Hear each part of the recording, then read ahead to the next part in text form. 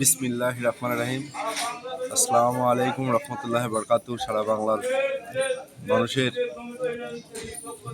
জন্য কিছু বক্তব্য এবং কিছু কথা তুলে ধরবো আপনাদের সামনে।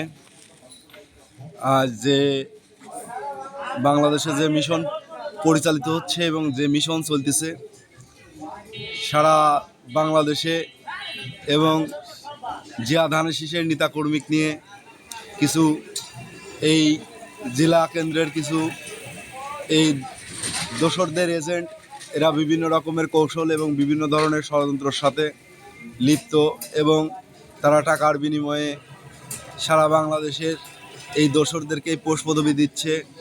এই আওয়ামী লীগ দোসরদেরকেই তারা হচ্ছে এই কমিটিতে রাখতেছে। জিয়া ধানের শীষের নেতাকর্মী আজ হচ্ছে অসহায় অবস্থা এবং তারা আজ হচ্ছে ষড়যন্ত্র শিকার। এবং আমি চাই সারা বাংলাদেশের জিয়া ধানের শীষের নেতাকর্মীদেরকে পুনরায় গুরুত্বের সাথে প্রত্যেকটা গ্রাম ওয়ার্ড ইউনিয়নগুলো গুরুত্বের সাথে এই জিয়া ধানের শীষের নেতাকর্মীদেরকে পুনরায় হচ্ছে তদন্ত করে তাদেরকে নিরপেক্ষভাবে কমিটি থেকে বহাল করা হোক, তাদেরকে কমিটিতে সুন্দর পরিবেশে তাদেরকে কমিটিতে দায়িত্ব দেওয়া হোক।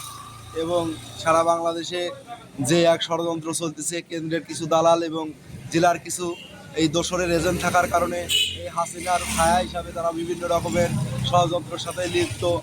আজ জিয়া ধানের শীষের নেতাকর্মীর আজ হচ্ছে ধূলিসাৎ করার জন্য এরা এক পরিকল্পনা বাস্তবায়ন করছে এবং তারা এক ষড়যন্ত্রের সাথে লিপ্ত। আমরা চাই আপনারা গুরুত্বের সাথে সারা বাংলাদেশে ওয়ার্ড ইউনিয়ন এবং গ্রামগুলো গুরুত্বের সাথে জিয়া ধানের শীষের নেতাকর্মীদেরকে দিয়ে আপনারা পুনরায় কমিটিগুলি করুন, না হলে আপনাদের আগামীতে ভবিষ্যৎ খারাপ আছে ইনশাআল্লাহ। আল্লাহ হাফেজ।